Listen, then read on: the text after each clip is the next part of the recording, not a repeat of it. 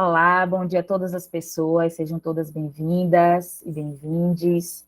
Eu sou a professora Maiana, né, cumprindo o ritual que eu acho que é realmente muito importante de autodescrição, né?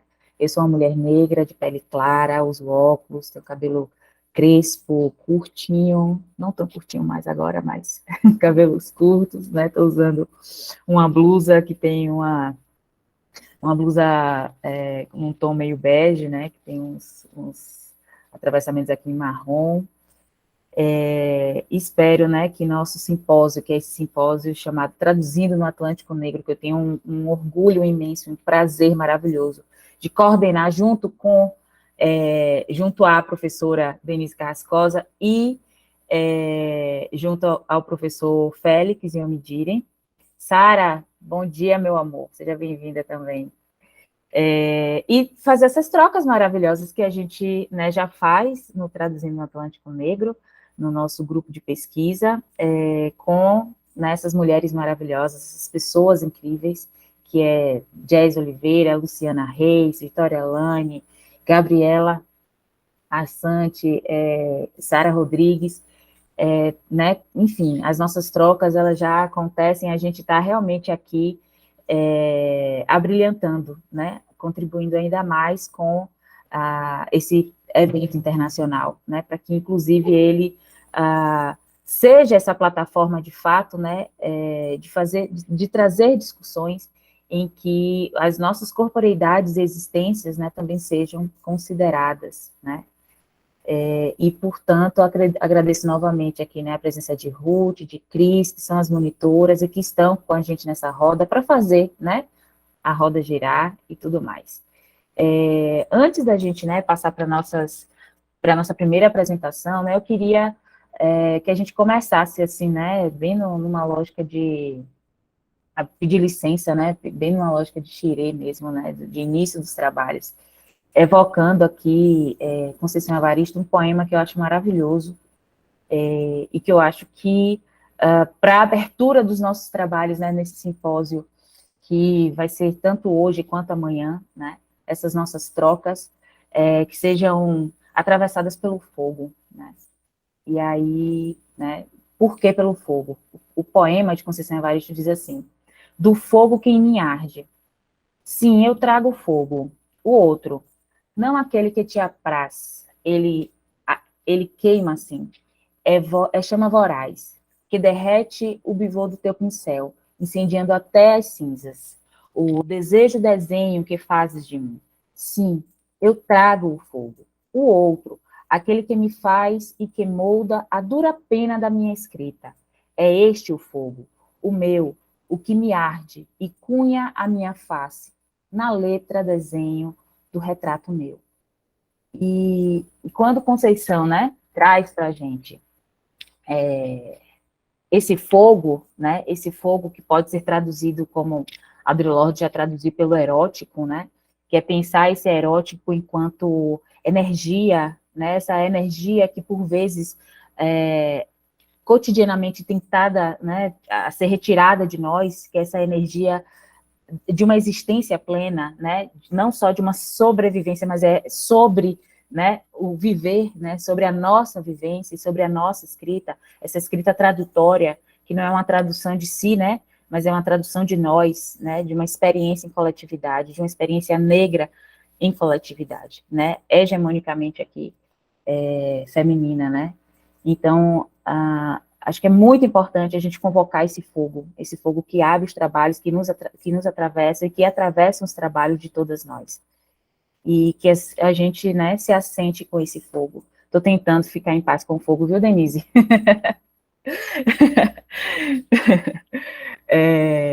E que, enfim, né, os nossos trabalhos aí tenham vida, né, tenham vida para queimar, e para queimar aquilo que deve queimar, né, aquilo que deve ser queimado. Enfim, vamos, né, organizar a nossa vida aqui, 8h20 agora, então, nós combinamos, né, é possível fazer esse movimento, né, de 15 minutos, acho que para cada pessoa, como somos três, né, 3 apresentações, a gente vai ter a primeira apresentação, que seria Na verdade, hoje serão duas, né? Porque Hilda não vai poder, né? Acho que é importante deixar registrado, né? Gabriela, pronto. Oi? É Hilda e Gabriela. Não é isso, Gabi? Gabi, tem Gabi hoje, pronto.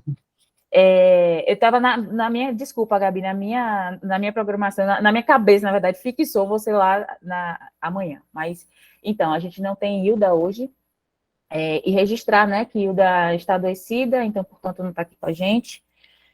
Saúde para Hilda, né, que ela se recupere.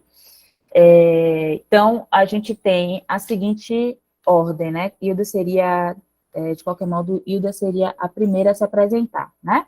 Então, a gente não tem Hilda, a gente Mas começa eu com vou 10. fazer a apresentação, porque Hilda, de todo modo, não vai estar restabelecida amanhã, então eu vou fazer a apresentação por nós duas. Pronto, então beleza. Então a gente começa com Gabriela, não é isso? Em seguida a gente tem Jazz, e logo em seguida a gente tem Luciana, certo? Assim? Então a minha pergunta é a seguinte: tendo em vista que somos três, né? Três apresentações, é possível fazer as três apresentações e depois a gente faz o debate, ou vocês preferem eu acho mais produtivo, né? A gente dá tempo mesmo de vocês conseguirem apresentar e depois a gente fazer um debate coletivo, ou prefere de outro modo? Acho que assim funciona, o que é que vocês acham? A gente escuta as três apresentações, depois a gente debate? Beleza. Então, eu vou só falar aqui, né, para a gente organizar, né, as nossas falas. Então, a gente tem o trabalho que nós vamos iniciar, que é o trabalho de Gabriela. Gente, eu estou buscando aqui, cadê o trabalho de Gabriela? Denise já botou Aqui, aqui no. Angelou, desculpa, é que eu estava tentando buscar aqui para fazer a leitura onde tá a programação da Abralic, mas pronto, ele já colocou aqui, né? Angelou e eu, né? Can't you think about myself? Depois a gente tem Jazz Oliveira com A Pátria e Meus Sapatos, um breve panorama da história e da produção artística negra alemã, e Luciana Santos dos Reis, que é Entre África e o Brasil, desafios e possibilidades de uma tradução escrevivente para o português. Então vamos lá, né, começando aí os trabalhos com Gabriela, caminhos abertos para todas nós, né, em especial para a Gabi aí que inicia. Bom dia a todos. Enfim, eu sou Gabriela Ramos, fazendo a autodescrição. Eu sou uma mulher negra retinta, gorda, que estou usando cabelo crespo, volumoso, com uma faixa de oncinha, de textura de onça, usando um vestido de alça larga, bege, e eu acho que é isso que dá para fazer da minha autodescrição. Enfim, primeiro registrar minha felicidade de estar aqui com tanto, morrendo de saudade de vocês. Abandonei vocês nos últimos semestres por causa das disciplinas do doutorado, mas estou feliz de estar aqui com vocês e não vejo a hora de dar beijos e abraços. Outro registro aqui, para mim, é bem desafiador fazer uma apresentação no campo da tradução. Vocês sabem que não é esse o meu campo específico de pesquisa, mas estamos aqui também para enfrentar esses desafios. Hilda é a pesquisadora que tem, né, já uma trajetória nesse campo da tradução, e ela foi a idealizadora desse texto que nós estamos comunicando hoje, né, que é um texto também já relacionado e fruto da pesquisa dela de mestrado, e ela me convida muito generosamente em atenção também à pesquisa que eu tenho do meu mestrado no campo do trabalho doméstico, né? E como vamos ver, o texto, que é o corpus da nossa comunicação hoje, tem uma relação com esse campo também do trabalho doméstico. Para iniciar, eu vou passar aqui. Eu tenho como compartilhar, Mai? Tem sim. Se você tiver qualquer dificuldade, você pode também mandar para a gente que eu né, projeto para você. Mas Eu vou você tentar. consegue aqui pelo Meet, se você observar embaixo, né, onde tem os ícones. Setinha, né? Você tem a setinha. Aí você clica na seta e vai em uma janela. Tá bom, eu vou aqui. Eu vou apresentar para vocês um vídeo curtinho, não vai tomar muito nosso tempo, e depois eu dou seguimento à nossa apresentação, tá bom? Certinho. O vídeo tá no YouTube ou o vídeo Tá no YouTube. Tá no YouTube? Então você coloca uma guia. Eu vou colocar aqui. Pronto.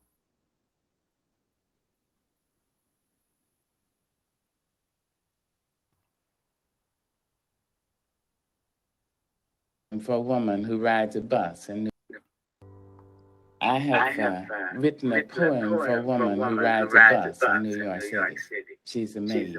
She has two shopping bags.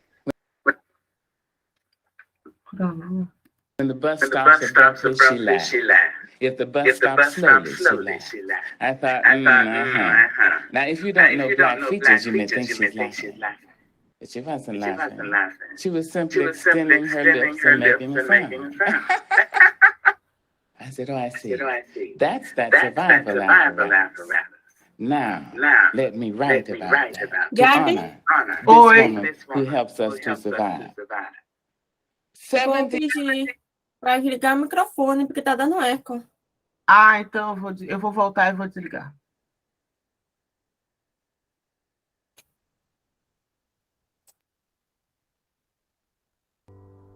I have written a poem for a woman who rides a bus in New York City. She's a maid. She has two shopping bags. When the bus stops abruptly, she laughs. If the bus stops slowly, she laughs. I thought, Now, if you don't know black features, you may think she's laughing. But she wasn't laughing. She was simply extending her lips and making a sound. I said, I see. That's that survival apparatus. Now, let me write about that to honor this woman who helps us to survive. 70 years in these folks' world. The child I works for calls me girl. I say, yes, ma'am, for working's sake. I'm too proud to bend and too poor to break.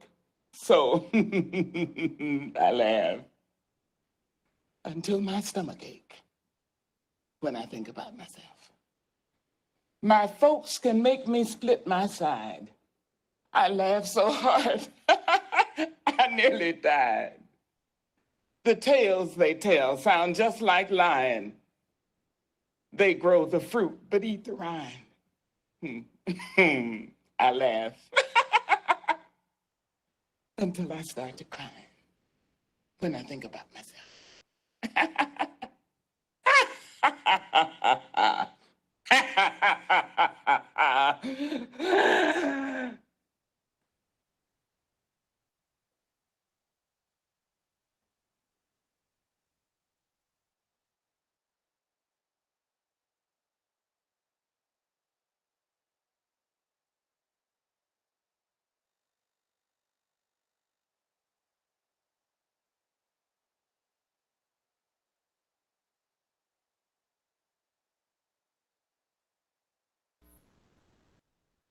Seu microfone está fechado, Pro Gabi. Tá, é isso. Eu vou agora apresentar aqui só um slide, mas não tem muitos slides, não, só para vocês visualizarem o poema e a tradução.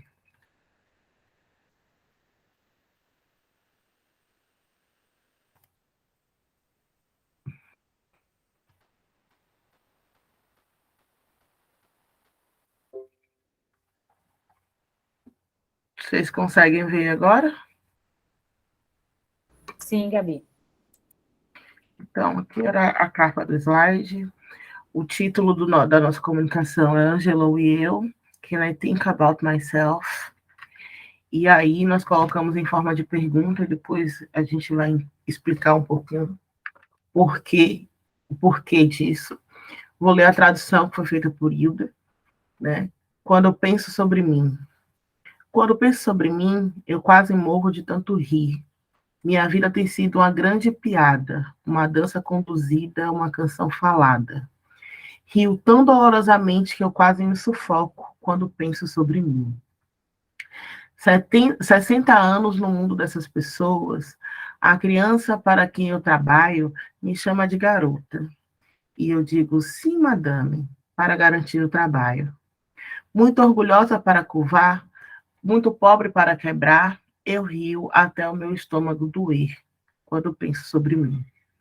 Minha gente pode me matar de rir, e ri tanto que quase morri. Os contos que eles contam soam como mentira. Eles cultivam o fruto, mas comem a casca. Eu rio até começar a chorar quando penso sobre mim.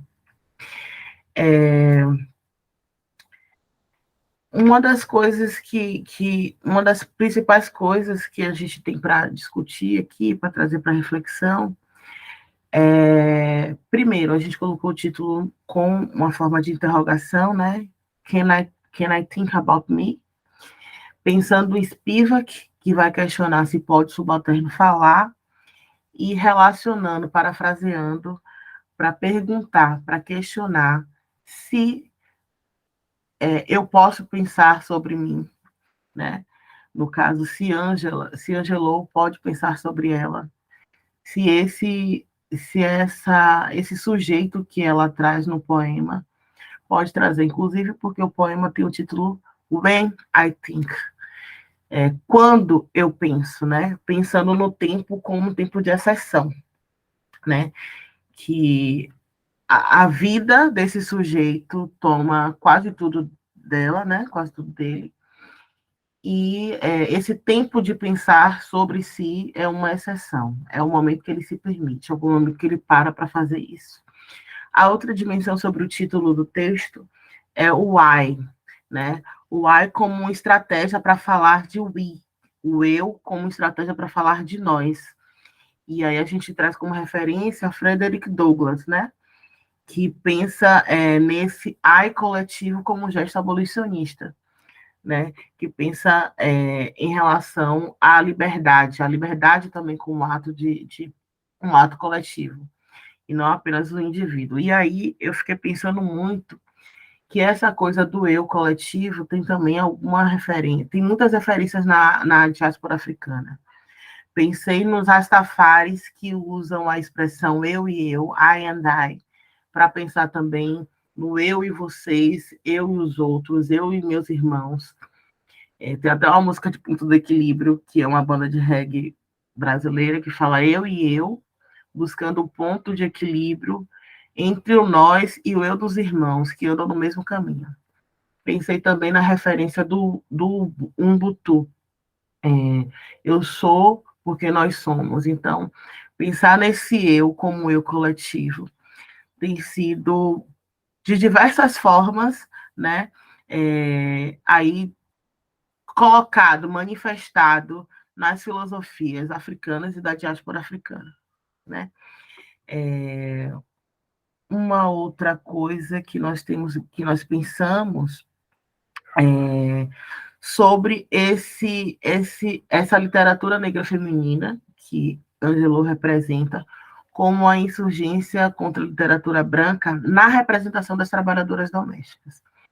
E aí eu lembro da minha pesquisa mesmo de mestrado, em que eu trouxe como referência a Sônia Roncador, que ela pesquisou a representação de trabalhadoras domésticas na literatura brasileira, já lá buscando desde a da Bela Época, para pensar como essa literatura fazia uma representação das trabalhadoras domésticas a partir de um olhar branco, né? Então, eram, em geral, mulheres negras sendo representadas a partir do olhar dessas mulheres brancas, em geral, e dos homens brancos também, e sempre, de algum modo, retalhando ou reprimindo a subjetividade dessas mulheres trabalhadoras domésticas. E Angelou traz, de forma muito densa, essa dimensão subjetiva dessa trabalhadora doméstica, né? Então, é também uma forma de fazer essa ruptura sobre a representação da trabalhadora doméstica, trazer essa subjetividade, né? Recompor essa humanidade dessa mulher. E uma outra coisa, tinha muitas outras coisas, mas eu vou tentar resumir aqui, é sobre esse riso-choro. O riso-choro que vai aparecer na literatura negra, não só aí em Maya Angelou. Eu vou parar de reproduzir aqui, porque vocês já viram, porque eu fico incomodada de não olhar para a cara de vocês. Eu fico... dá agonia, fica parecendo que eu estou falando para uma tela aleatória. Já é estranho falar para a tela, ainda para a tela, sem olhar para a cara das pessoas, minimamente é meio estranho. E aí, esse riso-choro que Angelou não só representa no próprio texto, como na performance dela nesse vídeo. Esse riso-choro que aparece em diversas literaturas, em diversas obras de literatura, e eu lembrei um que vai puxar a brasa para minha sardinha, minha orientadora está aqui, ela vai dar risada da minha cara, que é o riso-choro de Vô Vicêncio, no livro de Conceição, Ponciá Vicêncio, né? Que Vô Vicêncio tem esse mesmo riso-choro que Maya Angelou representa. Esse choro, esse riso-choro, que é que vai, inclusive, fazer o trânsito de Vô Vicêncio para o outro mundo. E Angelou fala isso no texto dela. Né? Ela vai falar como esse riso dela é um riso doloroso, é um riso que leva ela para outra dimensão também.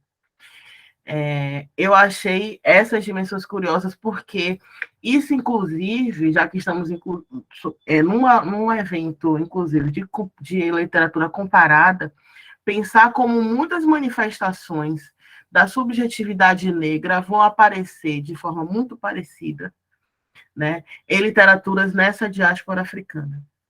Então, foram as dimensões que nós mais marcamos aqui. Óbvio que eu não consigo dar maior. Tem a dimensão também do português, que óbvio que o português é brasileiro, e Hilda destacou a questão do Black English. Quando ela fez a tradução, ela inclusive colocou ali trabalho, madame, para demarcar como esse Black English também vai ter uma linguagem muito específica para tratar dessa relação com os brancos, né? Que não é o Black English falando só entre as pessoas negras, é o Black English falando sobre e com os brancos, porque ela responde à criança que chama ela de girl.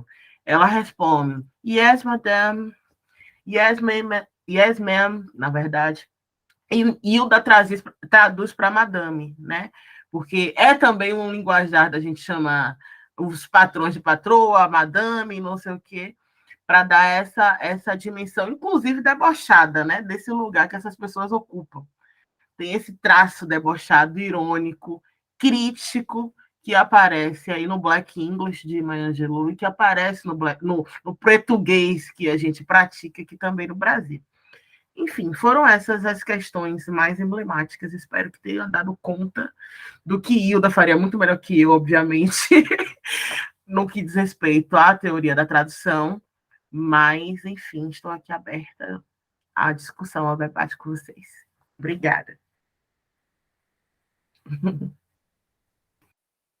Maravilha, Gabi. Muito obrigada. Obrigada por ter compartilhado aqui com a gente. Muitas coisas, viu? Muitas coisas, muitas coisas. Vamos lá, meninas. Conseguimos zerar, né, o tempo aí, o cronômetro, as meninas que estão organizando. Acho que agora a gente vai ouvir jazz, não é isso? Então, vamos lá. Bom dia a todas, todes e todos.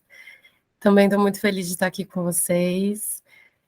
Muito ansiosa, muito feliz por ouvir vocês, principalmente, para trocar sobre as nossas pesquisas e para marcar a nossa presença no Abralic 2022 como um contínuo, né? Como a professora Denise Carrascosa falou no começo da apresentação de ontem, da professora Denise Ferreira da Silva. Vou me autodescrever, é a primeira vez que eu faço isso. Eu sou uma pessoa negra, tenho cabelo cacheado, curto, uso óculos, curto assim na altura do ombro, uso óculos e uma camisa de manga longa listrada. Eu vou falar um pouco hoje de uma parte da minha pesquisa de doutorado, que é um contínuo da minha pesquisa de mestrado, né, que pretende criar pontes e conversas e diálogos entre a Alemanha negra, as pessoas negras que moram na Alemanha, que nasceram na Alemanha, que escrevem em alemão, que trabalham, pensam, rimam nessa língua com o nosso pensamento negro no Brasil, né? Então, vou tentar aqui compartilhar a tela com vocês. É um pouco difícil não olhar para vocês, mas vou tentar. Me digam se está aparecendo. Está aparecendo? Tá. Assim. Então, o título que eu escolhi para essa apresentação é uma frase de um texto da Maya Angelou, que eu vou apresentar um pouco adiante, onde ela diz que ela leva a pátria nos sapatos, né? Que eu acho que é uma frase muito emblemática para a gente pensar a diáspora africana em todo o mundo, né? E eu quero, com essa apresentação, fazer um breve panorama da história da produção artística negra na Alemanha, que é um pouco desconhecida na própria Alemanha, e também no Brasil. Então, eu vou fazer isso a partir do trabalho poético de duas autoras, de duas poetas. Uma é Stephanie Laia Alcongo, ela é uma artista que se denomina como interseccional, ela é autora, poeta, curadora, multiplicadora, cantora, ativista, colaboradora de oficinas e fotógrafa. A Laia, como ela gosta de ser chamada, ela veio para a Alemanha na barriga da mãe, que estava fugindo de um conflito na Namíbia, que foi uma colônia alemã, no final do século XIX, começo do século XX. Então, ela vem na barriga da mãe e nasce na Alemanha em 1978. A poesia que está aí está em alemão, porque eu acho importante que a gente veja esse registro gráfico da poesia, mas eu vou ler uma tradução um pouquinho crua ainda, que eu fiz desse poema, que chama Poesia. Poesia intoxica, permite vaguear, pensamentos dançam. Bem singela, bem terna, palavras ganham asas, e o silêncio entre as linhas é preenchido. Poesia abre portas e janelas, farpas, vislumbres. Cada palavra, uma viagem cheia de alma. A poesia ajuda a aguçar a liberdade em si mesma. Ela é quieta, ela é barulhenta, ela é real, ela é bruta. Poesia intoxica. Poesia é minha. Poesia é minha língua. Eu trouxe esse poema porque eu acho ele emblemático para pensar os movimentos que as pessoas, artistas da linguagem, principalmente, da língua alemã, né, fazem com a própria língua, né? É uma tendência que escritoras negras façam uma crítica e se confrontem com a língua alemã, né, e suas estruturas muito fechadas, com as suas expressões muito racistas e etc, né? Então, a Laia diz que a língua dela não é exatamente alemão, não é exatamente inglês, não é Oshivambo, que é a língua materna dela, mas a poesia é a língua dela. Então, ela pode fazer poesia em qualquer língua. Não só em alemão, mas também ela faz em alemão. Ela vive em Berlim e está muito ativa, ela continua escrevendo poesia, e escreveu também uma autobiografia chamada Criança ou Filha de Calunga, que é uma palavra que a gente conhece bastante no Brasil, né? Que significa o mar, basicamente. Outra poeta com quem eu tenho trabalhado muito nos últimos anos é a Maya Angelou, sobre quem eu escrevi minha dissertação de mestrado. E vou trazer um poema mais para frente, mas eu trouxe esse trechinho onde ela fala, né, que a pátria é os sapatos. Ela diz que o país dela, meu país é Gana, ou Vaterland em alemão, a coisa da pátria, da terra natal, tem a ver com pai, né, porque a Alemanha é um país bastante patriarcal, como os países ocidentais em geral.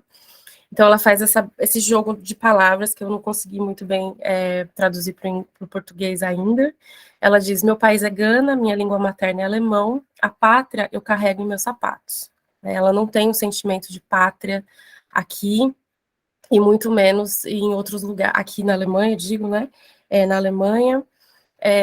E muitas vezes também ela diz em outros textos que também não tem em Gana, né? Porque Gana é o país do pai dela. Então, muitas vezes, quando ela visitou Gana, ela também foi confrontada por não falar nenhuma língua do país, do local e etc. E aí ela faz um relato nesse trechinho sobre o que ela experienciou quando o Muro de Berlim caiu, ou foi derrubado, entre 1989 e 90. Ela fala: quando o muro caiu, tive temporariamente receio de ser morta. Não muito medo ou um medo especial, mas mais do que antes. Né? Então ela faz, pela literatura dela, seja pelas poesias, seja pela produção crítica, ensaística, uma leitura histórica da Alemanha, né? Também através de poemas, né? Uma leitura histórica que ela transforma em poesia também. Desse momento que foi tão importante para o Ocidente, para a Alemanha, mas que para ela, enquanto pessoa negra na Alemanha, não foi tão feliz, porque, novamente, depois de muitos anos, bandeiras da Alemanha começaram a ser erguidas, né, e o nacionalismo alemão voltou com toda a força, e isso excluía pessoas que não pareciam alemãs dentro desse construto nacional. E aí, a minha apresentação vai um pouco assim, para frente e para trás, né? Ela não é linear. Eu trago uma pessoa muito emblemática, muito importante, um ator, o Louis Brody, que nasceu no Camarões, quando Camarões era uma colônia alemã.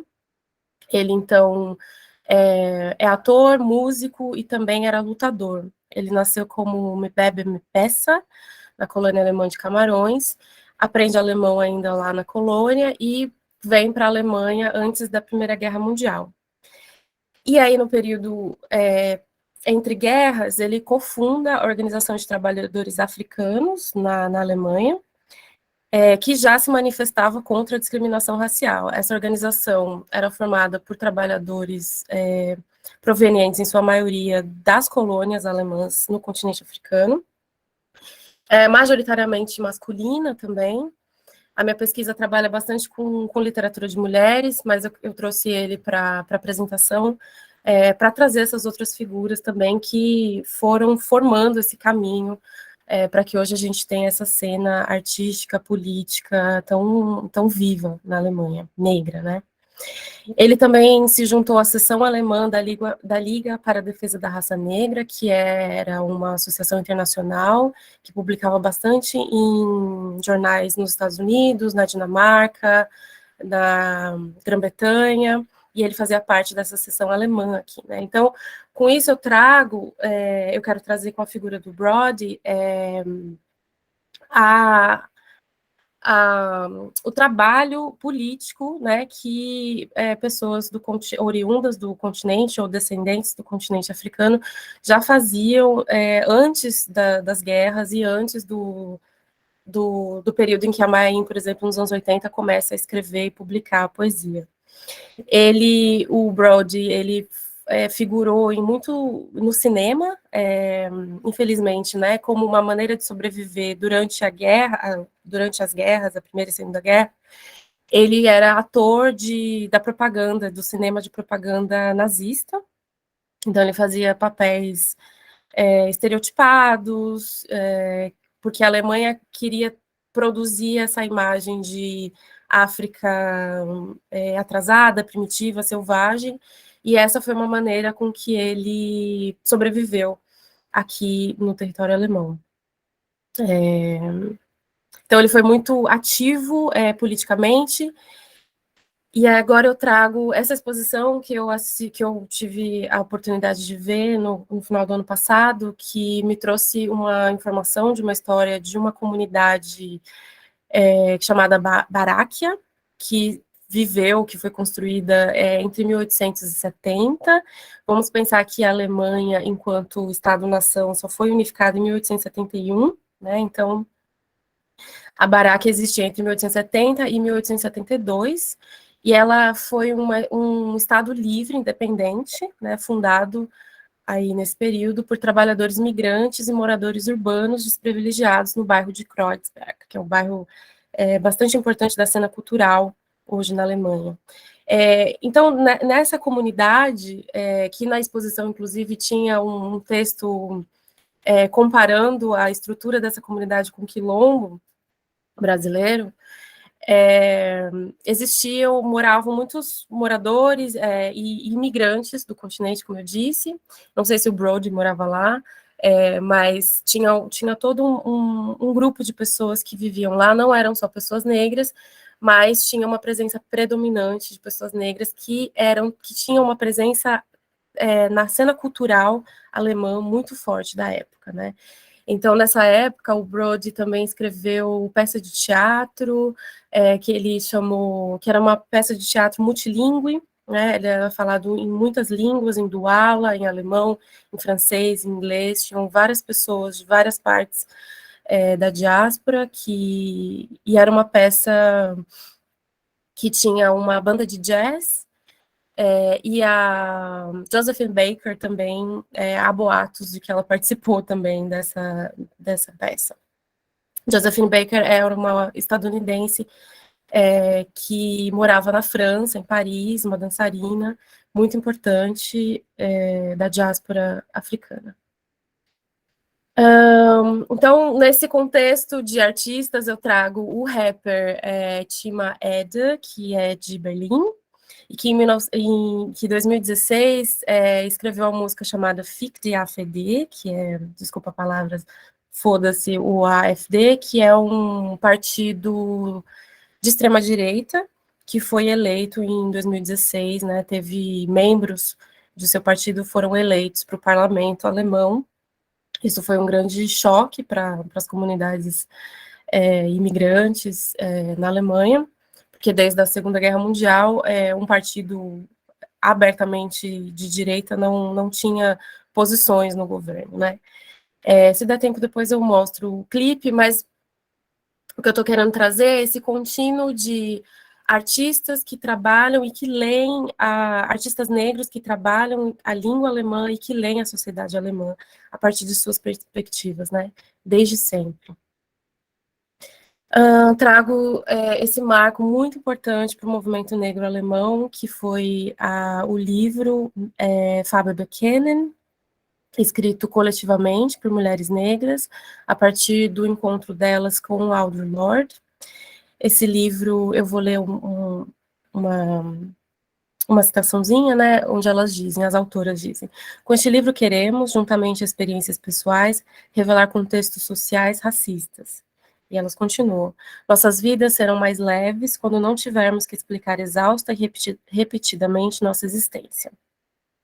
Esse livro reúne histórias, depoimentos de 13 mulheres alemãs negras e prenuncia a fundação da Associação de Pessoas Negras na Alemanha, que é extremamente importante hoje e muito forte hoje na Alemanha. Ele contém o trabalho de conclusão de curso da Maya In, poeta que eu falei um pouco atrás, intitulado Afro-Alemães, sua história cultural e social sobre o plano de fundo da mudança social, que foi um dos primeiros trabalhos acadêmicos sobre a história de pessoas negras nascidas e residentes na Alemanha, né, a partir de uma perspectiva negra. É importante lembrar que no século XVIII, o filósofo Anton Wilhelm Amo escreveu em latim uma tese jurídica que falava sobre o direito dos mouros, né, das pessoas negras no território alemão. Essa tese foi escrita um pouco antes da Revolução Francesa e ela misteriosamente desapareceu, né. Aqui é uma parte do livro que tem a pesquisa da Maya In, e ela encontra esse retrato de um mercador etíope que vivia no território que hoje a gente conhece como Alemanha, antes da Alemanha ser unificada e etc., né? Nos anos 80, então, não existia até essas mulheres, depois de encontrarem a Audre Lorde, não existia um nome para elas aqui, né? Elas eram chamadas por todos os nomes possíveis e imagináveis, né? Como os nomes que a gente já não usa mais no Brasil, como mulato, mestiço e outros nomes do contexto alemão. No contexto alemão, de Segunda Guerra, Primeira e Segunda Guerra, tem o surgimento de crianças que nasceram de pais soldados negros, né? É importante também a gente pensar, lembrar e honrar a presença de soldados negros que libertaram a Europa do fascismo, né? Soldados negros vindos dos Estados Unidos, das colônias francesas, e eles não são lembrados nos livros de histórias, né? Eles, então, ficaram estacionados na Alemanha durante o período de guerra e pós-guerra também, e tiveram relações com mulheres alemãs, dessas relações nasceram crianças negras, né? Então, muitas vezes essas crianças eram chamadas de crianças da ocupação, eram chamadas de imigrante, mesmo elas não sendo imigrantes. Então, essas mulheres criaram, junto com a Audre Lorde, esse termo Afrodeutsch, que numa tradução seria afro-alemão, mas que hoje já é bastante contestado, né? As pessoas preferem ser chamadas de eu sou negra alemã ou negro alemão, ou se ela sabe a origem do continente, ela fala eu sou nigeriana alemã e etc, né? Porque eles dizem que o prefixo afro ele é muito diluidor e eles aqui, diferente no Brasil, as pessoas sabem exatamente de qual país, de qual língua, de qual povo a família vem. Então, eles gostam também de referir, para também desmantelar essa ideia de África como uma coisa monolítica, né? Como um país, muitas vezes, como é lido. Aqui eu só trouxe para ilustrar um pouco o período colonial alemão, que durou entre 1883 e 1919. A gente sabe pouco sobre isso, mas essas partes em preto são as partes que a Alemanha ocupou, invadiu, colonizou durante esse período. Depois da Conferência de Berlim, que foi entre 1884 e 85, onde os países europeus fizeram isso com o continente, né? Dividiram, passaram a régua no continente africano, dizendo que tal território é meu, tal território é seu, e etc. As partes em marrom, não sei se vocês conseguem ver direito, mas estou passando o mouse, eram as partes invadidas pela Alemanha, né? Então, aqui hoje Namíbia, Tanzânia, Quênia, Togo, Camarões, né? Aqui tem um pouco melhor. Todas as partes do que hoje a gente conhece como esses países foram invadidos e colonizados e muitas vezes massacrados pelo governo alemão. Jess, desculpa te atrapalhar. Já passou do tempo. Não, só para te avisar, passou um pouco, acho que estava em 17 minutos ou 18 minutos, mas quando a gente falou, né, entre 15 e 20 minutos, aí eu acho que tu consegue ainda um tempinho para finalizar, mas só para te sinalizar, tá bom? Tá bom, obrigada, mãe.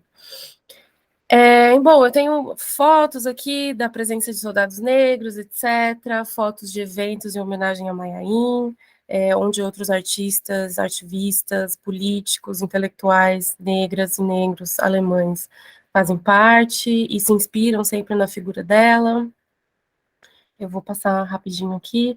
Eu quero só fazer um foco nesse prêmio de 2014, que é o Prêmio Maia In, de Literatura Negra Alemã. Ele, pelo que eu saiba, só teve uma edição, mas foi muito importante como um marco para se pensar a literatura alemã de uma perspectiva negra, né? Porque a crítica literária não faz isso muito na universidade, etc., nas instituições alemãs.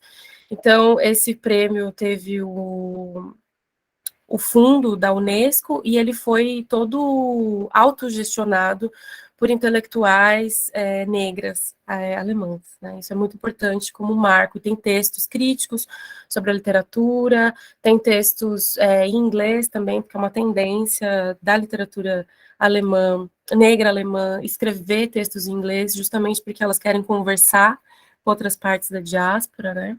E alemão, às vezes, é uma língua um pouco viável para a comunicação. Quero também tempinho falar do prêmio que a Sharon Dodo recebeu em 2016, Barman Prize, que é um prêmio muito importante de literatura. A Sharon é inglesa e vive na Alemanha há muito tempo, há 20, 30 anos, e escreve em alemão. E, por último, falar do Deutsches Museum für Schwarze Unterhaltung und Black Music, que é o principal museu da Alemanha para cultura, música popular e histórias negras, né? Ele abriga um arquivo abrangente de registros, revistas, autógrafos, memorabilia, que são exibidos num local animado, né? É um museu itinerante, idealizado por três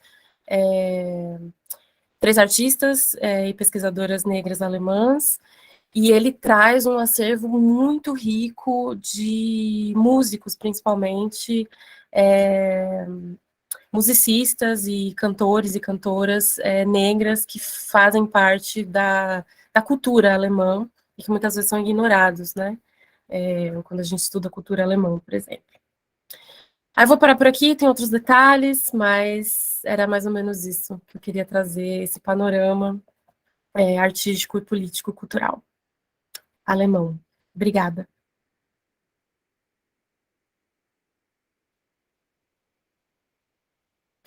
Muito estranho falar sem ver, mas... Bem-vindo ao nosso mundo, Jazz, nosso mundo de professora dando aula exatamente nesse sistema. Mas parabéns, muito obrigada pela sua participação, por ter compartilhado conosco a sua pesquisa, né? A gente sabe que, infelizmente, esse tempinho, né, sua pesquisa apaixonante, assim, né? Ficaria a manhã toda assistindo, obviamente, te ouvir falar e te ouvir apresentar e conhecer mais, né, desse universo. Mas acho que você vai ter mais chances, né, da gente conhecer um pouco mais do trabalho nas trocas, né, a gente vai falando um pouquinho mais sobre ele, tá? Então, brigadão aí. Lu, bora, minha irmã. Respira, vamos lá. Luciana Reis, gente. Bom dia a todas, todos, todes. Meu nome é Luciana Santos dos Reis, mas sempre utilizo, né, Luciana Reis. Sou uma mulher preta de 35 anos, sou filha de Maria Lúcia, de Hermínio, sou filha de Alobá, sou candomblessista, sou professora de língua inglesa no município de São Francisco do Conde, que é um município da região do Recôncavo Baiano.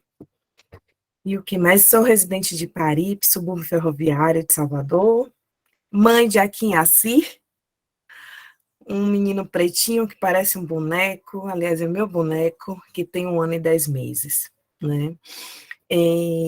É uma honra poder dividir esse espaço, né, com minhas colegas, minhas irmãs, minha professora, né, que independente, vai ser sempre, né, essa liderança nas vidas da gente, né, e uma liderança para além da academia, uma liderança de vida, de rua, sabe, de penitenciária, de lutar, né, contra o cárcere, enfim.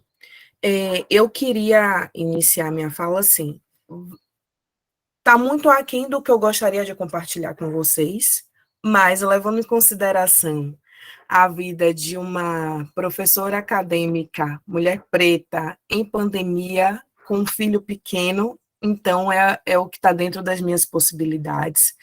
E eu acredito que ainda tem muita coisa, né, que possa render, tá? Eu consegui mais fazer um PowerPointzinho aqui só para poder ficar mais... mamãe já chamou aqui na porta. Deixa eu ver se eu consigo colocar aqui. É uma janela, né, que eu coloco. Isso. Na seta, uma janela. Deixa eu ver aqui.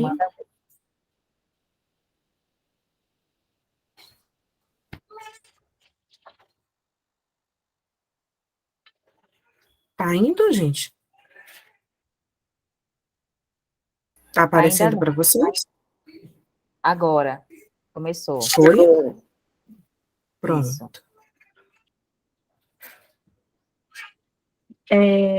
Na verdade, gente, esse trabalho, né, se intitula Entre África e o Brasil, Desafios e Possibilidades de uma Tradução Escrevivente para o Português. Na verdade, ele é baseado no meu trabalho de doutorado. Só um minutinho, deixa ele.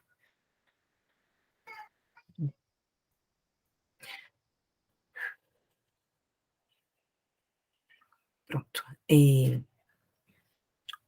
é baseado no meu trabalho, né, na tese que está sendo escrita do doutorado, que ela tem como base a tradução do texto dramático Shaweli Bawo, A Grave Injustice, que é de Tieleli Matsunabe, ou de Mutsabi Tieleli, que é uma escritora, dramaturga sul-africana, certo? Ai, gente, eu não vou ver vocês aqui, que eu já passei aqui para tal, tá? Então, é de autoria da atriz e preparadora vocal sul-africana Mutsabi Tieleli. O texto foi publicado no livro At This Stage Plays, from Post-Apartheid South Africa, de 2009, e narra a trajetória da protagonista de Kelly, que é uma mulher negra sul-africana de origem Busman, que se casa com um homem mais velho e rico, pertencente à burguesia sul-africana, retratando algumas passagens da protagonista que culminarão em sua prisão, ao tempo em que faz uma crítica contundente a questões tais como relacionamento abusivo, violência doméstica, abuso infantil, incoerência do sistema de justiça, influência da mídia nas relações sociais, dentre outros. Então, a minha tese, ela gira em torno, né, de analisar não somente o texto dramático, mas as estratégias estéticas utilizadas pela dramaturga para retratar toda essa realidade de uma mulher sul-africana, né, de pele retinta, né, negra de pele retinta. E o que dentre vários pontos que eu encontrei de interessante no texto dramático, é o fato de que Tieleli, ela recorre ao uso do Sesotho, né, que é uma das 11 línguas oficiais da África do Sul, né, é uma língua do grupo Banto, uma língua banta do grupo Soto-Tsuana, certo? E o que é interessante é que ela escreve o texto em língua inglesa, mas ela utiliza muito habilmente o Sesotho em algumas passagens, sendo que,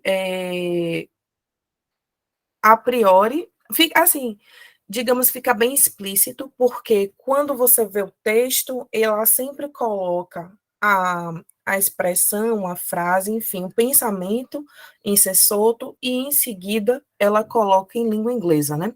Ela faz a tradução automática, né, do próprio texto. E aí eu comecei uma reflexão, na verdade, que já foi iniciada desde do período da dissertação de mestrado, que, na verdade, eu também, eu sigo sempre traduzindo, né, até então, né, textos dramáticos de autoria de mulheres negras na diáspora negra, né, e esses textos são escritos sempre, até então, a língua inglesa, que é a língua que eu venho trabalhando desde o período de graduação. Na graduação, no mestrado, eu trabalhei com o texto Saint Stephen, a Passion Play, que está nessa... Vocês conseguem ver? Porque eu estou sem eu não estou vendo vocês no Meet, eu só estou vendo a apresentação. Vocês conseguem ver a capa do livro? Lu, coloca bem direitinho na frente do seu rosto, porque aí a gente consegue visualizar um pouquinho melhor, por conta do efeito, né, que tá. Uhum. Pronto, tá vendo? Pronto. Fica um pouco embaçado, mas deu para ver. O texto é Saint Stephen, a Passion Play, que foi escrito por James Adams e foi publicado na década de 80 nesse livro que foi organizado por Amiri Baraka e Amina Baraka, né? Então, durante a análise do texto dramático de Jane Addams, eu consegui perceber a recorrência do Black English, né?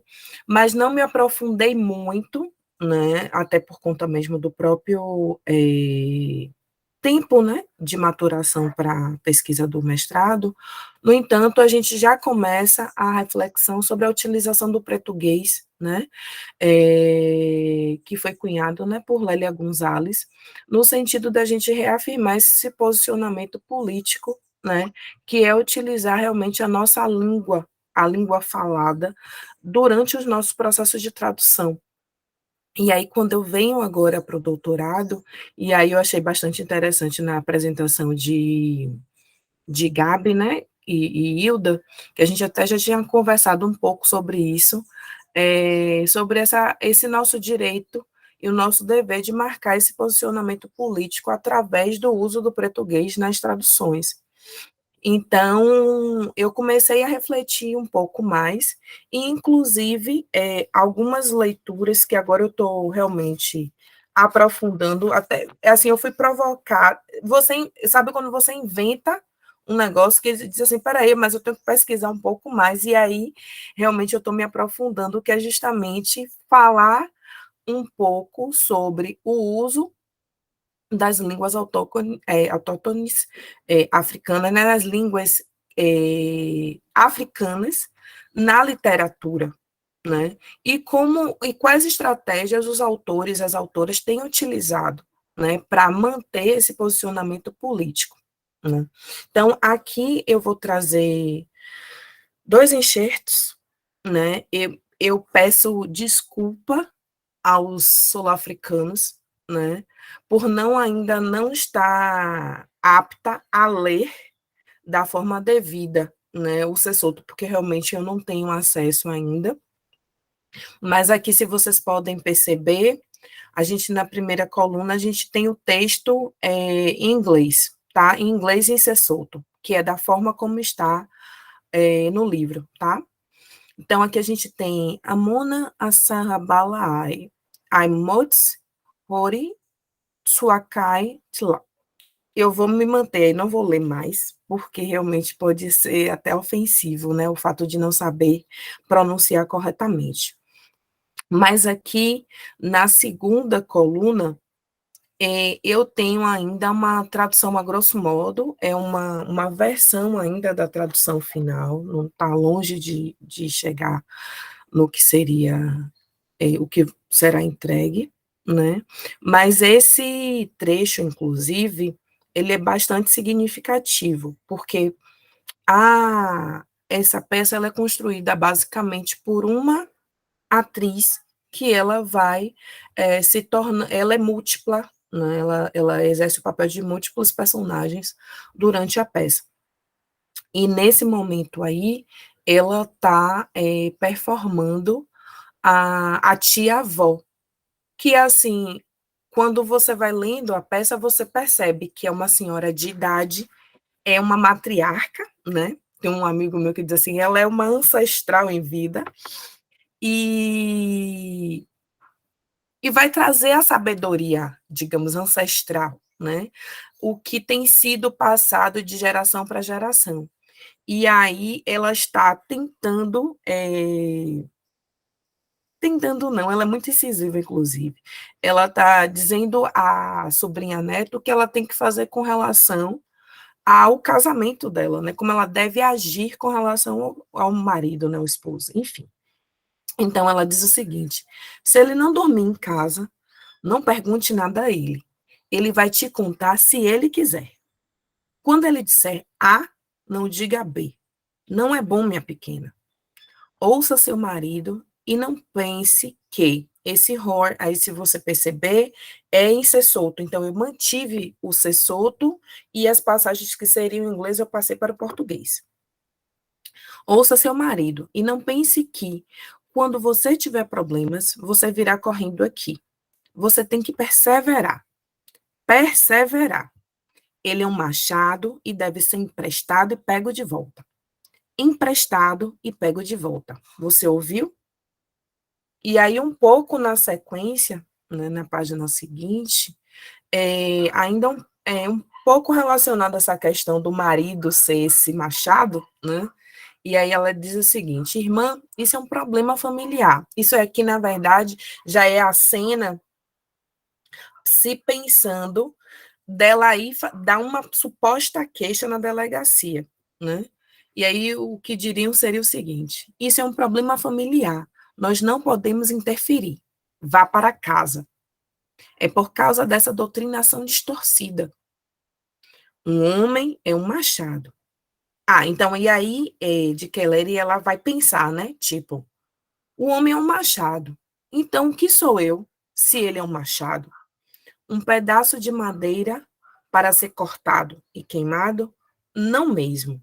Então, eu trouxe esses dois trechos, na verdade, porque, para além dessa discussão, né, sobre o uso do ser solto e do inglês, a gente tem aí, de fato, acho que a ideia central da discussão desse texto dramático, né, que é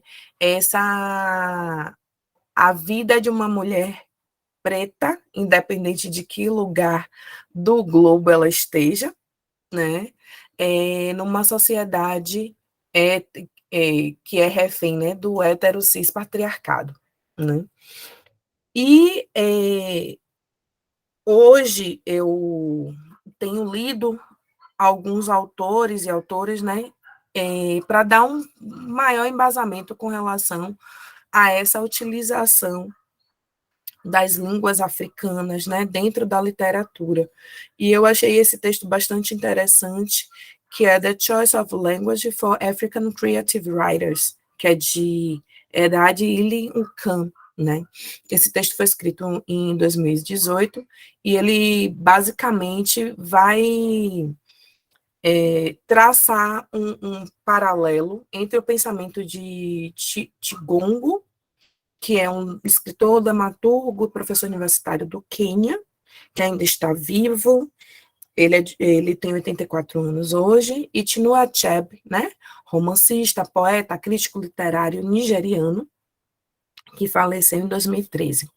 Então, basicamente, Chigongo, ele é favorável à utilização das línguas africanas para a escrita de uma literatura africana. Ele acredita que somente através do uso das línguas africanas é que se é possível retratar a cultura, né, toda as possibilidades, como é que eu poderia dizer? É que eu fiz umas anotações aqui, gente, para não me perder. A sabedoria, toda o escopo pertencente a um grupo étnico. Então, assim, a partir do momento que você foge dessa língua, né, que é essa língua que é capaz de retratar a cultura desse povo, se torna difícil de você conseguir atingir a riqueza cultural desse determinado povo. Já Chinua Achebe, ele é favorável, juntamente com um grupo de escritores e de pesquisadores, que não importa se você está usando uma língua colonial ou a língua africana, que você consegue, sim, levar para uma audiência maior a riqueza daquele grupo étnico. Então, assim, eu não tenho ainda uma ideia finalizada com relação a isso, mas eu tenho alguns pensamentos, né? E, de repente, algumas soluções, como é o caso do próprio texto, né, que eu trouxe aqui. Que, assim, quando a gente pensa na quantidade de línguas africanas que nós temos, infelizmente, o mercado editorial ainda é muito refém, no caso. Os escritores, eles são reféns do mercado editorial, digamos assim. Então, por exemplo, a partir do momento que você escreve em uma determinada língua africana, aquele texto ele vai ser lido basicamente por aquele grupo étnico, que é, inclusive, uma das justificativas de Chigongo, né? Que ele diz o seguinte: quando a gente escreve na nossa língua, a gente está escrevendo para o nosso povo, Então, assim, bulufas para os outros povos. Eu quero que o meu conterrâneo, que o meu povo entenda e seja contemplado pelo que eu estou escrevendo. No caso de Chinua Achebe, não. Ele acha que a gente tem que expandir essa literatura, levar para mais lugares, né? Então, você tem aí a questão do mercado editorial. No caso da gente aqui, a gente, como brasileiros, né, a gente acaba tendo uma limitação de acesso, se esses textos fossem somente escritos nas línguas africanas locais, no caso, porque a gente, infelizmente, por conta do racismo estruturante na nossa sociedade, a gente, hoje, que estamos tendo mais acesso... eu já passei? Só um minutinho, estou finalizando. Tendo acesso a algumas línguas africanas, né? Mas a gente traz aí o exemplo do texto que eu trouxe como uma possibilidade de você intercalar. Eu não estou ficar, eu já estou terminando. Eu estou calma, estou tentando ficar calma. A própria tradução no texto, né, que seria uma possibilidade de você marcar esse território físico, cultural, epistemológico, né, que são as línguas africanas, você trazer toda a riqueza, e aí a gente vai lembrar de Tigana Santana, né, quando ele fala da riqueza, da cosmologia africana, banto, contida na linguagem proverbial. Então, assim, realmente é você adentrar na cultura através daquela língua. Então, quando você traz essa língua, você traz essa riqueza para o texto e você traz uma possibilidade, digamos, de encurtar essa ponte linguística, né, através do uso de uma língua colonial, mas que elas têm sido ressignificadas. Né? Quando nós percebemos que, por exemplo, nos Estados Unidos, né, você tem a recorrência do Black English, né? Da Double Voice, que é justamente essa alternativa que os negros que foram escravizados e seus descendentes utilizaram para ressignificar, inclusive para ludibriar o colonizador.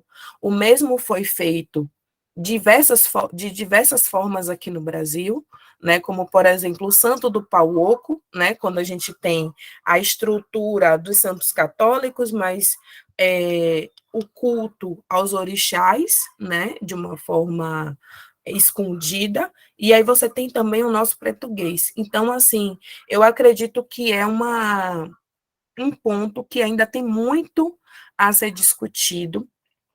Pelo que eu procurei, essa discussão aqui no Brasil ainda está um pouco limitada, que é a utilização das línguas africanas na literatura, né? Quando a gente coloca a literatura de língua africana, aparece muito os textos que já estão escritos em alguma das línguas, né? Se eu não me engano, Chimamanda Adichie, ela tem essa estratégia também, né? Nos textos dela, ela vai trazendo palavras ou expressões em Igbo, né? E, de uma certa forma, ela tem, como é uma autora contemporânea, né, uma autora bastante conhecida e disseminada, né, ela tem trazido para a Bahia essa discussão, mas do ponto de vista de textos, eu não consegui encontrar muito, mas ainda continuo procurando, tá bom? Gente, mais uma vez eu agradeço esse tempo de partilha com vocês. Como eu falei, eu queria estar com uma apresentação mais bem estruturada, mas são pensamentos aqui que estão para ser desenvolvidos, tá bom?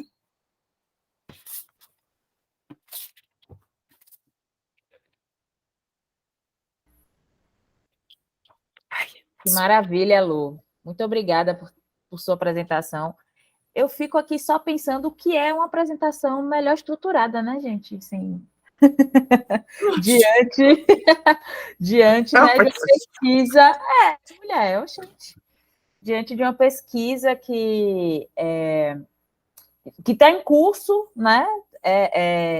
De algum modo aí é uma pesquisa que você já vem fazendo há algum tempo e que, né, só demonstra, inclusive, né,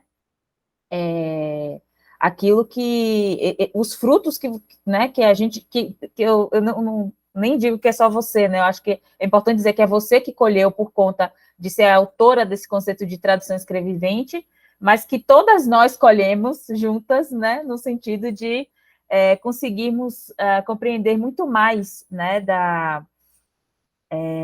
Do que a potência da tradução tem para nos dizer, né?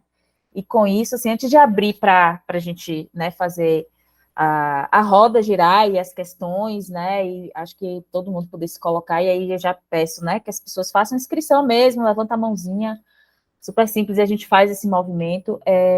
Só queria comentar um pouco, né, do que a gente ouviu aqui, né, desses trabalhos maravilhosos, que com certeza a gente viu aí, né, daria a manhã inteira, né, de muito debate, de muitos cruzamentos, inclusive, né, não é à toa que a gente agrupou, né, daria, obviamente, todo mundo na mesma sala para o mesmo debate, mas eu e Dani, a gente conversando ali, né, como é que os trabalhos se conversam, então foi também um pouco pensando, assim, estrategicamente nisso.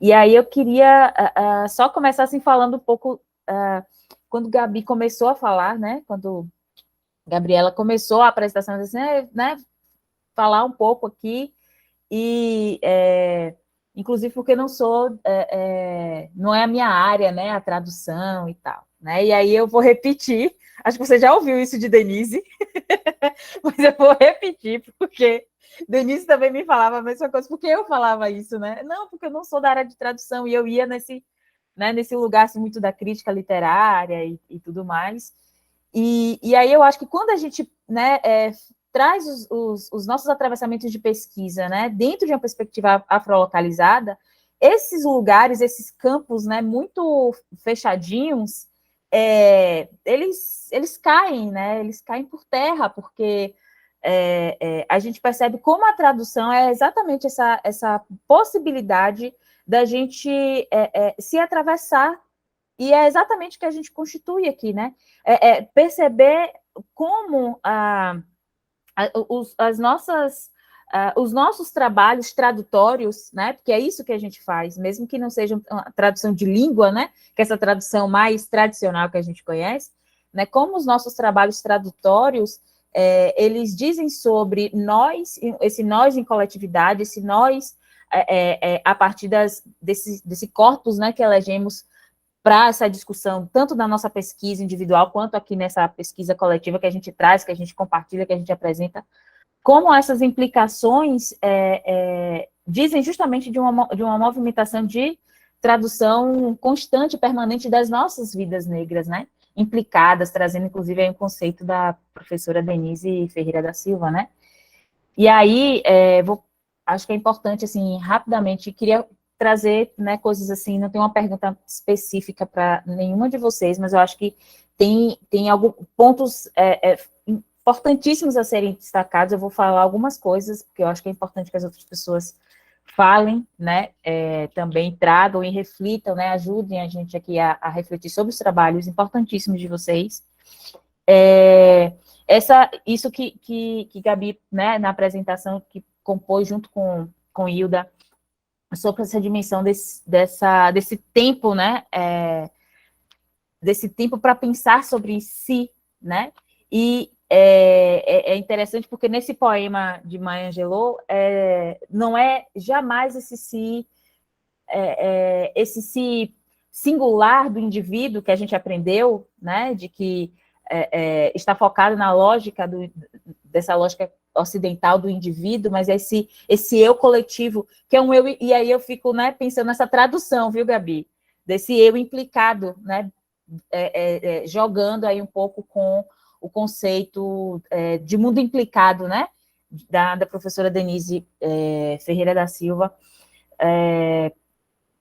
justamente sair um pouco dessa lógica desse mundo ordenado, né, porque não cabe, não tem condições de caber a gente, né, e daí eu já começo a pensar um pouco sobre o que Jazz apresentou, e é Mayain, não é isso? Para não errar o nome, quando ela diz, né, que ela carrega minha pátria nos meus sapatos, né, essa ideia de incompatibilidade entre raça e nação, porque a própria noção de nação, né, dos Estados-nação, né, não cabe para esse corpo partido. Se não me engano, acho que é Paul Gilroy, né, que faz essa reflexão sobre esse duplo self, né, e de certo modo, esse povo partido por conta da diáspora que vamos nos encontrando, e não é nunca um encontro olhando para uma originalidade, mas é um encontro a partir do que nós conseguimos construir no mundo, porque estamos em todos os lugares, né? E pertencemos a todos os lugares, né? Basta a gente pensar, inclusive, na origem do próprio mundo, né? Com Luzia e tudo mais. Então, eu fiquei pensando um pouco isso, né? Essa incompatibilidade. Inclusive, o próprio texto da Grada Quilomba, que Jazz, né, generosamente traduziu também para a gente, tem em algum momento do texto, quando ela fala das políticas espaciais, né, em diálogo com as interlocutoras dela, que ela vai falar sobre isso, né, sobre o tempo inteiro ser apontada, né, neste caso específico, na Alemanha, né, sendo uma mulher negra alemã, como não pertencente, né, não, mas você não pode ser alemã, né. Então, o tempo inteiro esse jogo discursivo de estar fora e de estar em lugar nenhum, né? E de não poder habitar lugar nenhum. E de como isso implica as nossas práticas de pertencimento, né? Essa ideia de pertencer ao sapato, né? Que é esse lugar do deslocamento. E eu acho que essa questão do sapato é pensando processo colonial, né? O sapato é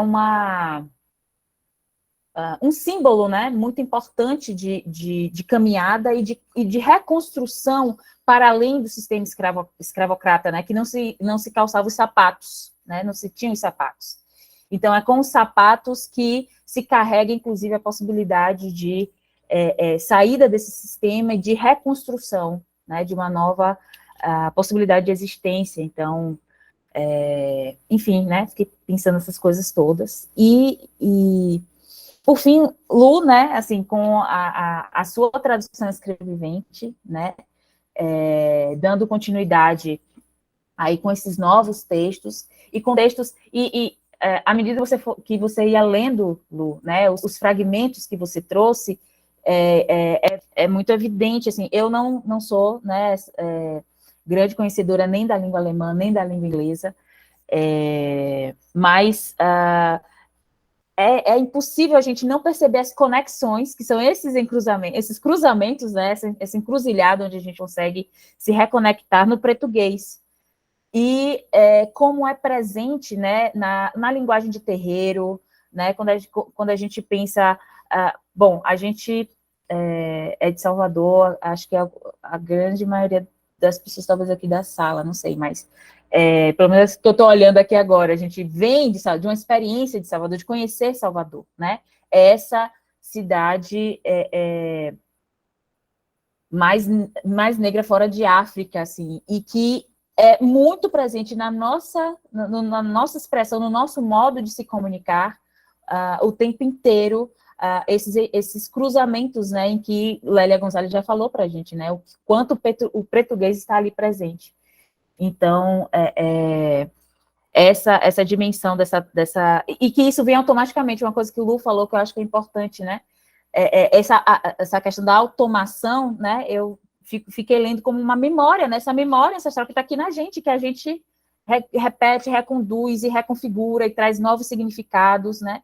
Fiquei pensando no Pajubá também, né? Como no Pajubá isso é muito presente, né? A gente trazer as línguas de origens africanas e inserir, né, ali no contexto, né, no momento, em qualquer contexto mais de fala, de oralidade, e de como isso faz parte do nosso cotidiano tradutório da nossa existência negra, né, no mundo. Então, enfim, né, mais uma vez eu quero agradecer demais, né, ter ouvido vocês, mas acho que é importante abrir aí a roda. Denise já levantou a mãozinha. Jogue duro, Denise. Mais uma vez, bom dia a todos. Sim, ele está me dizendo que minha mão eu posso abaixar. Pode não. Nunca. Bom, eu queria trazer uma questão transversal a todas as apresentações. Em primeiro lugar, elogiar a presença das pesquisas que aqui foram generosamente desveladas, né, em alguns dos seus aspectos.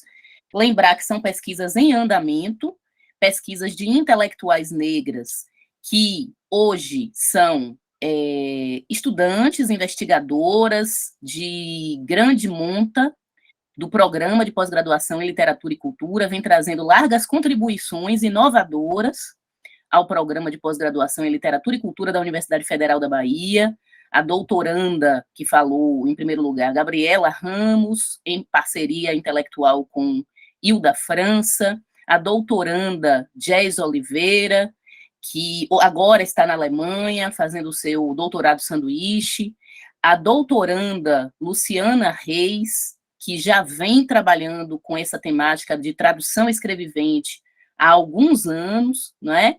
E que já tem artigos publicados e muito influentes dentro do campo dos estudos de tradução, a partir desse conceito que registrou e que para nós vem sendo muito fértil. Então, parabéns às trajetórias de vocês e a doutora, professora Maiana Rocha Soares, professora da Universidade Federal do Oeste da Bahia, que nos honra e abrilhanta o nosso encontro com a sua presença, com seu brilhantismo de sempre, que tem uma tese de doutorado indicada ao Prêmio CAPES de teses, que é a tese Nós, Afetos e Literatura, e que brilhante tese de doutorado, inovadora, e que avança em muitos campos da crítica literária. Parabéns, professora Maiana Rocha Soares. A Sara Rodrigues, mestranda do Programa de Pós-Graduação em Literatura e Cultura, e Vitória Lani, também mestranda do Programa de Pós-Graduação em Cultura, ambas integrantes do Traduzindo Atlântico Negro, estão na sala desenvolvendo dissertações de mestrado muito promissoras também. Então, nós agradecemos a presença das monitoras, nossas companheiras, colegas de jornada, Cris Freire e Ruth Santos. E a presença de Luciana Carvalho Fonseca, aqui entre nós também. Bom, então, nessa roda, eu queria fazer uma questão transversal, fazendo a conexão com a conferência da professora Denise Ferreira da Silva, que abriu o Congresso Abralic de ontem, proposições sobre o eu de permeio. Ela traz para nós um conceito crítico bastante instigante, provocador e com potencial desconstrutivo, descolonial, de uma força filosófica, ontológica, extraordinárias. E eu gostaria aqui de testá-lo, experimentá-lo, como questão transversal às pesquisas que foram apresentadas. Então, eu retomo as palavras da professora Denise Ferreira da Silva, quando ela diz: eu estou propondo, é uma proposição filosófica, o eu de permeio, tá? Como um mecanismo de movimento, um método de fazer perguntas que se distingue ou que interroga, que debate com as figuras modernas da interioridade. Então, vamos colocar essa movimentação do eu de permeio, que a professora Denise Ferreira da Silva elabora. Depois eu posso compartilhar o texto no grupo Traduzindo Atlântico Negro, para que isso gere mais debates entre nós. É uma grande provocação e não se esgota aqui. E as figuras modernas da interioridade: sujeito, subjetividade, autoria, autoridade, autor.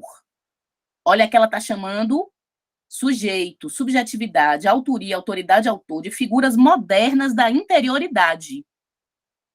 Então, ela nos convoca a pensar o eu de permeio como um eu transversal, que não é uma figura moderna da interioridade, que é uma movimentação de interrogação, de perguntas, e que vai questionar a própria existência de uma interioridade como um mundo completo, fechado e pesado. E ela vai trazer para esse conceito do eu de permeio tanto uma relação física, corporal, performativa, quanto a relação com o que ela vai chamar de espiritualidade. Mas ela dá um outro nome à espiritualidade. Daqui a gente pode tentar se lembrar juntas. Se ninguém se lembrar, eu tenho esse registro aqui, já busco daqui a pouquinho. Então, eu quero pensar o seguinte, quando Gabriela e Hilda apresentam em Angelou e Eu, Can I Think About Myself, inclusive o título tá genial, as provocações que vocês fazem e a rede de conexões que Gabriela desvelou aqui pra gente, tá genial essa teia de intertextualidade que vocês promovem. Me parece, Gabriela e Hilda, que essa relação entre o eu e o nós é uma das movimentações que podem materializar essa dinâmica do eu de permeio, que escapam, que fogem da figura moderna da interioridade, individuada, demarcatória de um território de propriedade individualizado. Então, esse eu e nós que vocês colocam e que Gabriela traz a partir, e Hilda, através de diversas matrizes de produção cultural, a matriz da cultura rastafarista, a matriz das autobiografias de literatura de escravidão afro-americanas, vocês trouxeram Frederick Douglass, a matriz dessa literatura que vai, Gabriela fala o seguinte, é preciso, a partir da Sônia Roncador, romper com a representação da mulher negra trabalhadora doméstica, apresentando no campo literário a subjetividade. Mas para que nós não caiamos na mesma armadilha, muito provocadas pela professora Denise Ferreira, é engraçado que ela carrega o nome das minhas duas avós.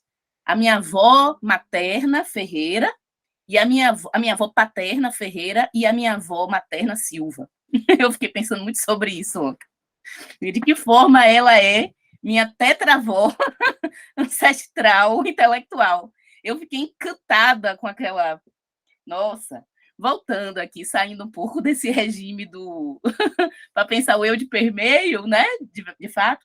Então, assim, achei extraordinário, Gabi, essa ruptura que vocês tentam encontrar na leitura da Maya Angelou e de como rir de si mesmo. Me comoveu muito, Gabriela, sua leitura do Velho, do vô Vicêncio.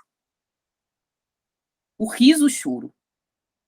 A gente conhece isso das nossas mais velhas, dos nossos mais velhos.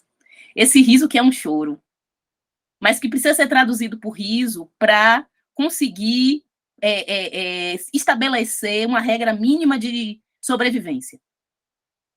Ética, né?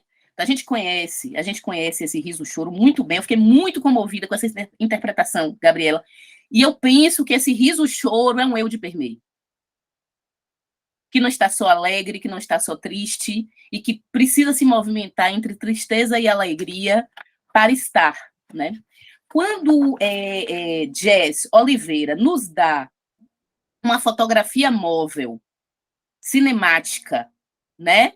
Dinâmica, dessa presença negra na Alemanha, interessante que ontem eu estava assistindo a uma conferência, uma fala, numa dessas mesas aqui da Abralic, em que, Jess, um professor da URGS falava sobre a presença de alemães no século XIX, no sul do Brasil, como corpos que vinham substituir a mão de obra escrava, só que por uma mão de obra escrava alemã.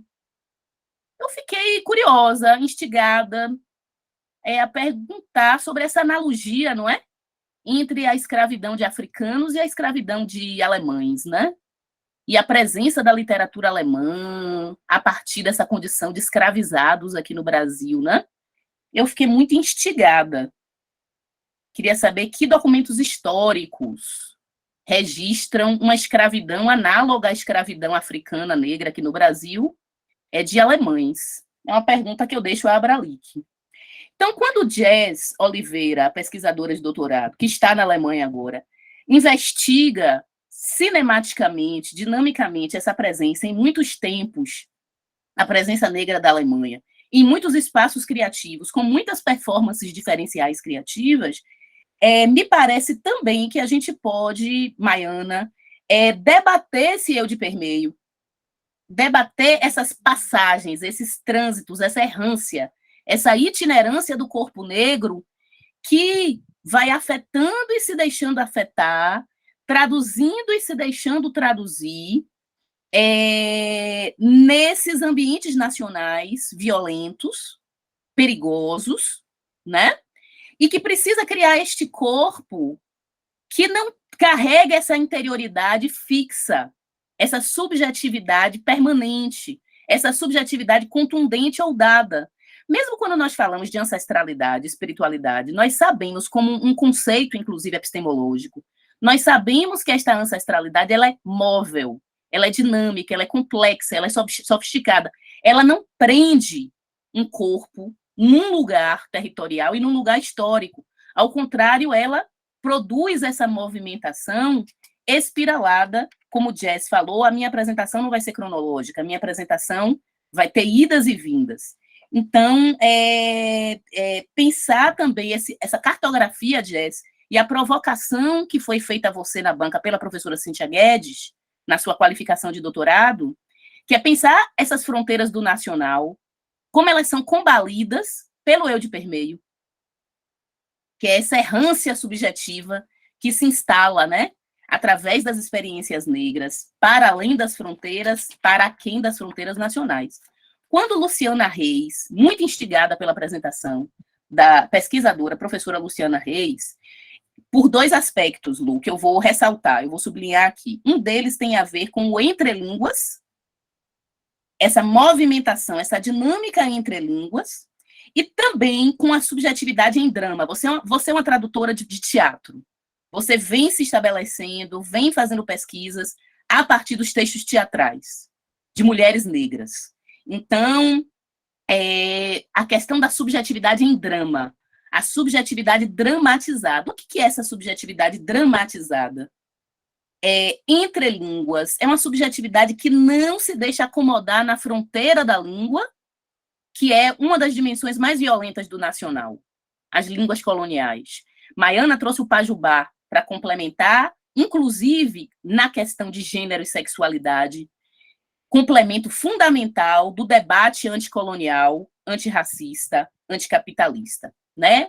Então, essa linguagem proverbial também que você traz é uma linguagem que posiciona esse eu de permeio entre os tempos, porque nós sabemos que um provérbio ou uma sentença em linguagem proverbial, como Ketigana Santana, em sua tese de doutorado, premiada pela USP, esses registros a gente precisa fazer, peço paciência. Essa linguagem, essa sentença em linguagem proverbial, ela vai atravessar a subjetividade, as nossas subjetividades, em tempos diferentes. Quando a mais velha chama um provérbio para a gente, está chamando muitos tempos, está chamando uma sabedoria transgeracional, né, de coisa que a gente não enxerga.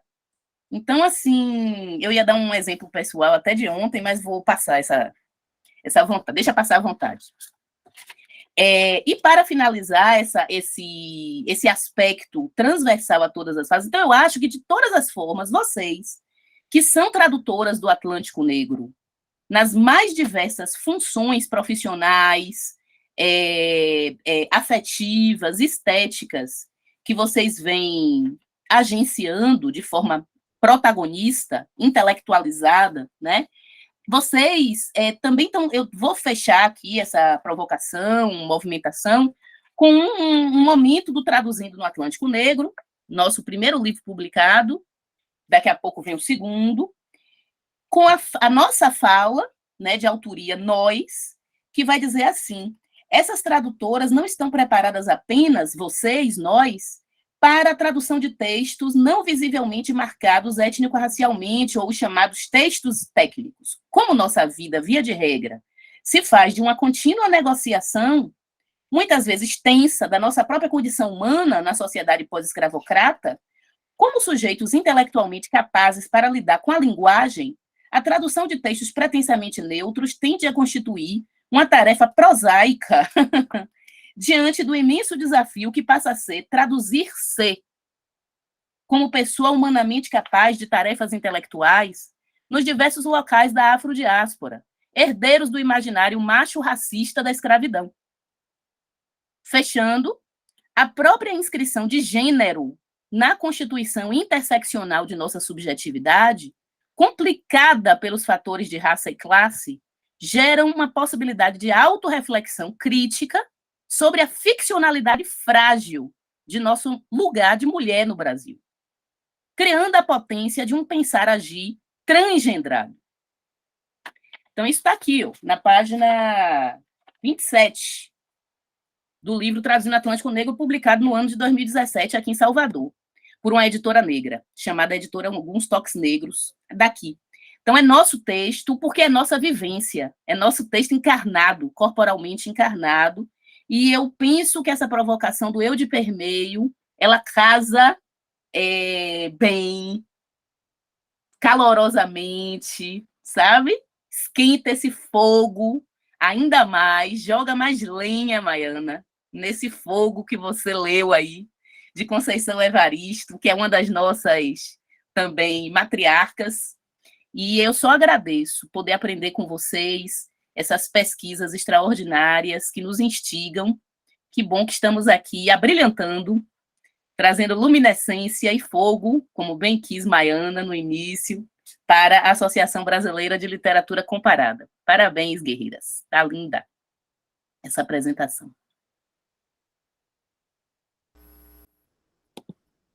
Maravilha, Dani. Eu acho que, assim, agora a gente poderia ouvir um pouco de vocês, né, sobre isso, sobre essas provocações. Não sei se tem mais alguém que gostaria de, né, contribuir, Luciana que está aqui, Cris e Ruth e Sara, né, quiserem contribuir com alguma coisa também, a gente tem tempo para isso, mas, né, antes, talvez, se vocês quiserem colocar alguma coisa, né, tanto Gabriela, quanto Jess, quanto Luciana.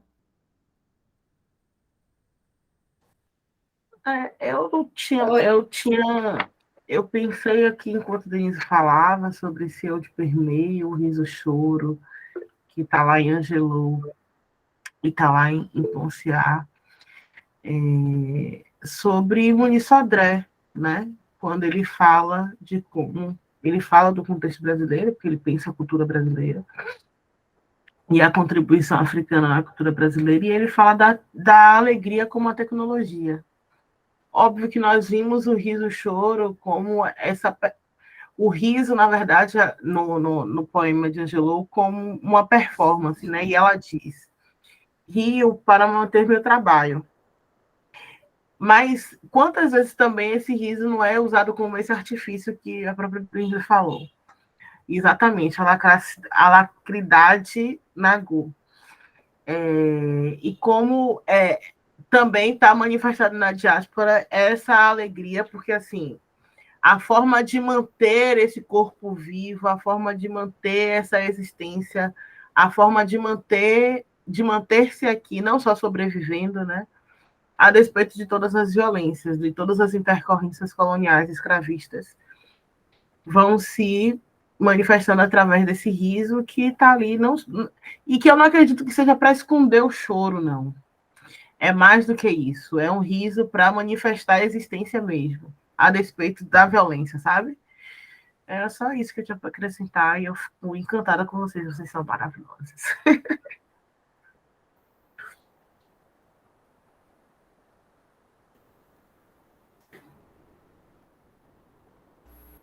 Eu também, só agradeço a partilha, poder trocar com vocês. Fico pensando sobre o eu de permeio, que fiquei pensando ontem, que tenho pensado há algum tempo, e nos detalhes, né, no invisível desse eu de permeio, muitas vezes, mas enfim, estou pensando. Estou pensando. Obrigada, professora Denise, por essa pergunta transversal, né, que abre tantas possibilidades para as nossas pesquisas, como não individuais, né? E aí eu continuo pensando só. Só não, muito. Mas fico instigada e mais atenta ao nós, ao eu de permeio. Oi, gente. Primeiro, parabéns a todas as apresentações, né? Deixa eu abaixar minha mão aqui que está pedindo. A máquina, o robô manda na gente, né? O áudio. Primeiro, parabéns, adorei todas as apresentações. Vocês são lindas e demais. Eu só queria fazer um comentário em relação à apresentação de Luciana. Bastante interessante também. Me identifiquei com muita coisa que você falou. Acho que nossa pesquisa comunga com muita coisa, né? E aquela parte que você comentou sobre alguns autores, né, da opção da língua indígena ou a língua europeia nos textos, né? Eu acho que quem responde é o próprio povo, né? O próprio falante, de quem está no lugar, até porque é um texto dramático. E eu percebo que muitos autores, eles colocam muito essa realidade mesmo linguística, da forma que as pessoas vivem essas línguas, né, nos territórios, eles colocam muito no texto. Então, você citou até a Chimamanda, né, que às vezes ela coloca algumas palavras e tal também. E essa é a realidade, né, dos países africanos que ainda falam línguas indígenas e línguas europeias também. Às vezes, eu percebo que a língua europeia branca não vai ser o suficiente para o povo ali estar se expressando, e às vezes eles não estão nem aí se você não vai entender. Mesmo ele tendo consciência de que você não fala aquela língua, ele vai se expressar naquela língua, né? Pela experiência, é assim que eu consigo viver, tipo, e você acaba entendendo de alguma forma o que a pessoa quer dizer ali, porque eles não colocam a língua, se estivesse comunicando em língua branca contigo, eles não vão colocar a língua indígena por colocar. Eles querem se expressar algo a mais ali, algo que a língua branca não vai dizer, né? Não tem como se expressar. Não tem como. Às vezes as pessoas me chamam de você como Wena, sabe? Wena, no Sesotho tem, acho que em todas as línguas da África do Sul tem esse Wena, né? Mas eles sabem você em inglês. Por que eles não usam o você? Porque não faz sentido usar, mesmo sabendo que pode, eu vou entender o you. Eles não usam, porque não tem a intensidade, né, da língua. E isso tem nos textos também. Então, eu acho assim, não tem uma resposta, mas eu penso que tem essa variedade mesmo, né? É uma realidade que tem essa variedade das línguas, e a utilização dela vai depender muito da situação, né? Tem a questão das sentenças proverbiais também, que faz mais sentido também usar na língua indígena. E, às vezes, também, muitas pessoas estão conversando em família mesmo, né? Só em língua indígena. E, às vezes, tem palavras que não existem na língua indígena e eles vão usar a língua inglesa, por exemplo, o africano, né, uma língua branca, porque não existe no vocabulário, mas não é porque tem uma intensidade, né, não é porque tem um valor ali afetivo e tal. É tipo a gente usando Wi-Fi em língua portuguesa, é tipo isso, não existe afeto, não existe intensidade, né? Mas é só um comentário assim, né? Tipo, quem responde mesmo é o povo. E, às vezes, essa resposta está no próprio texto. A forma que é escrito, a intensidade que é colocada ali no texto, o porquê está usando uma língua indígena, por que escolheu usar naquele momento, sabe? E é isso. Maravilha, Sara. Maravilhosa. Lu, você levantou a mão? Não, é que depois que passa o nervosismo da apresentação, aí algumas coisas que a gente tinha anotado, a gente vai lembrando, né? E aí, Pô, seria massa, obrigada por esse bate-bola aí, porque inclusive a gente precisa até sentar mais para conversar, porque a gente está trabalhando com a África do Sul, né? E você está aí, né? Então eu acredito que a experiência, né, deve estar sendo única no sentido de você viver, né, a África do Sul, inclusive essas experiências linguísticas, né, e culturais em loco. Uma das coisas que eu tinha me passado foi o seguinte, que Ngongo, quando ele faz a proposição de utilizar as línguas africanas, ele inclusive diz, vamos eleger 2 línguas africanas, né, que a partir das quais essa literatura africana seria escrita. E uma das reflexões que eu fiz foi, e quais seriam essas 2 línguas africanas? Porque se a gente está falando, se ele é contrário ao imperialismo no sentido colonial, né, europeu, e a partir do momento que você impõe 2 línguas africanas, quais seriam os critérios utilizados? Maioria de pessoas falantes, poder político, se isso estaria associado ao país do ponto de vista, né, geopolítico, tal. Quais seriam esses critérios, né, para eleger essas 2 línguas, né? E as outras centenas de línguas, como é que ficariam, né? Elas seriam abafadas, existiria uma política, inclusive, de interlínguas no sentido de vamos manter vivas essas línguas, não é porque é cultura, né? Enfim, é um dos pontos. Talvez ele traga essas respostas, mas aí eu vou ter que ler mais sobre o trabalho dele, né? Que ele, inclusive, ele salienta, né? Que até 86 ele escreveu nas línguas coloniais. E a partir de 86 é que ele começa a escrever em uma das línguas quenianas, que é o Gikuyu, né? Que hoje em dia é o que ele escreve e tem militado com relação a isso. Basicamente foi. E com relação, Sara falando, eu me lembrei aqui que ultimamente eu tenho assistido algumas produções africanas, né, disponíveis aí nas redes de streaming. E aí o que é que acontece? Quando você vai assistir a produção audiovisual, você percebe esse laicado, essas interlínguas, né? Então, o inglês daqui a pouco mete uma língua lá e aí daqui a pouco volta. E assim, é muito interessante que é justamente no momento que são momentos que tem mais a ver com a questão familiar, aconselhamento ou uma briga, né? Então, assim, é uma coisa que é muito intrínseco, né? É uma coisa muito de família, de linhagem, sabe? Então, essa estratégia, inclusive, da sobrevivência da língua é muito bacana. Tem uma série que é bem atual, que é de uma agente, não é FBI, não. Sara, acho que a gente já comentou até sobre essa série, que é uma mulher que é policial, que aí ela vive com a avó e tudo. Então, todas as vezes que ela vai conversar com a avó, se eu não me engano, a avó só fala com ela na língua indígena, né?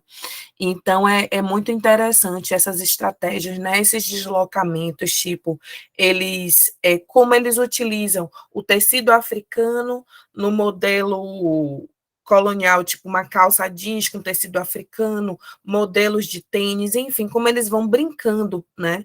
Que para alguns você está acabando com a tradição, para outros você está ressignificando essa tradição, né? Enfim, era isso.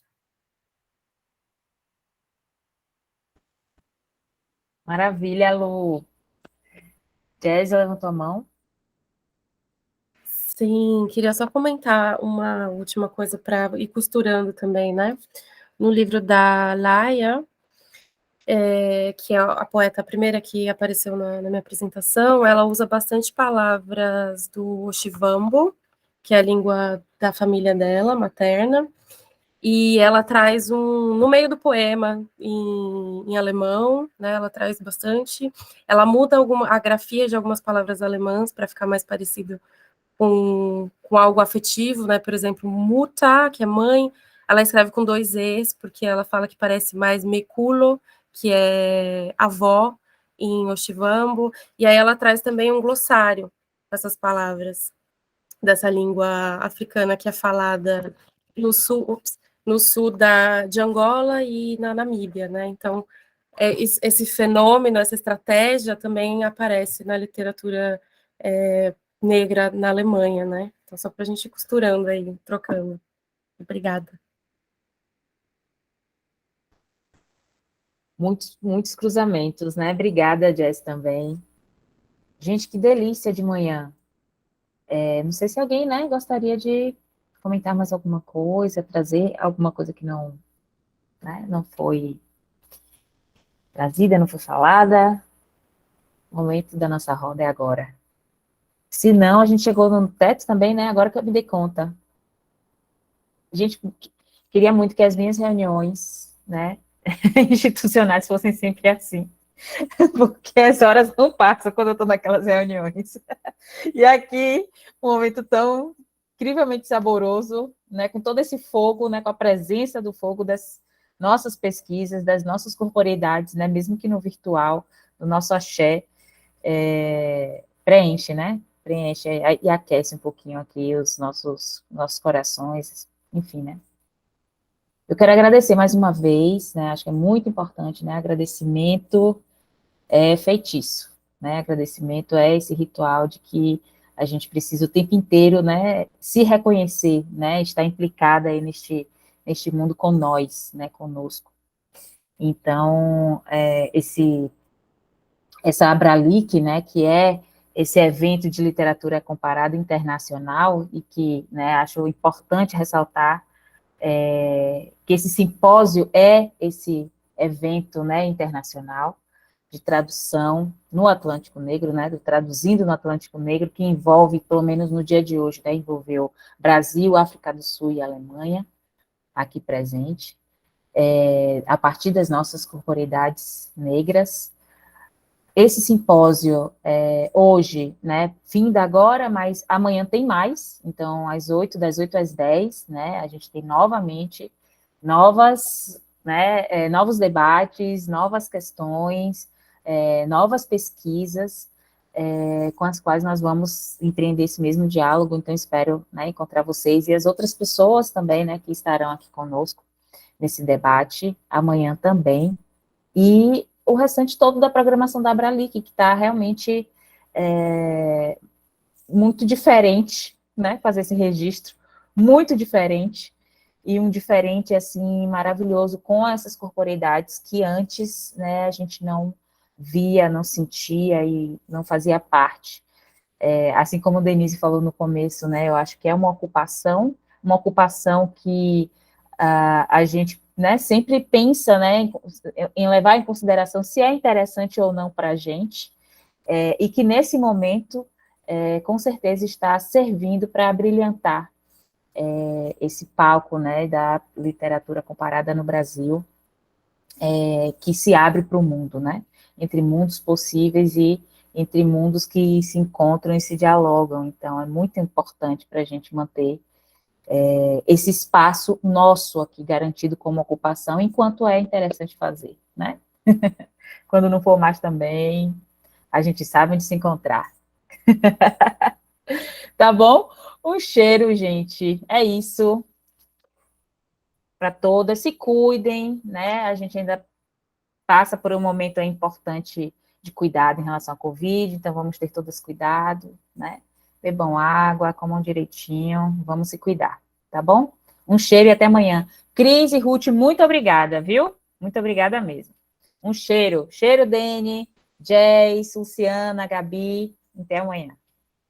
Até, a gente que agradece a participação. Sigamos. Mamãe, eu esqueci de avisar que... Tchau, gente. Amo vocês. Beijo. Também saudades. Beijo. Vou encerrando um pouquinho. Pronto, Ruth, agora cabe interromper